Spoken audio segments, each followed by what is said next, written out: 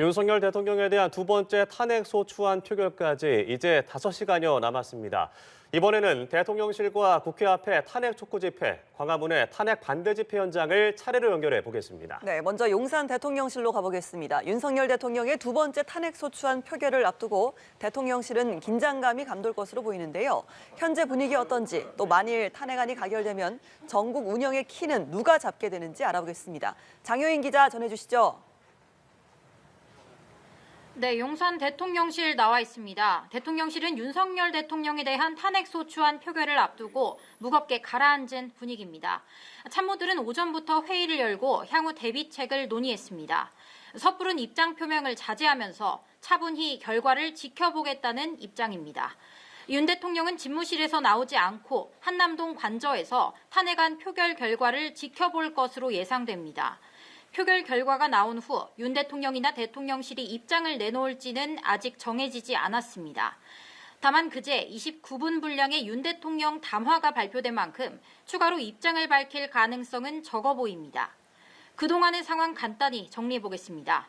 윤 대통령은 지난 3일 비상계엄을 선포하고 이튿날 새벽 해제한 뒤 줄곧 침묵해왔습니다. 그러다 지난주 토요일 첫 번째 탄핵 소추안 표결을 앞두고 대국민 사과를 했습니다.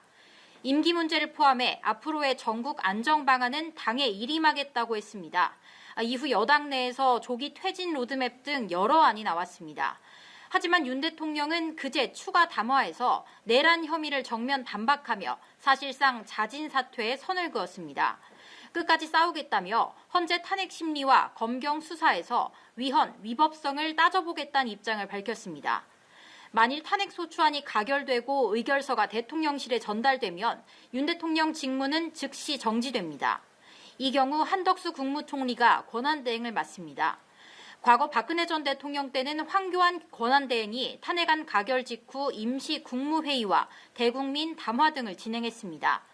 한 총리도 탄핵안 가결 시 전례에 따라 국무위원들을 소집해 국정 안정화 방안을 논의할 걸로 보입니다.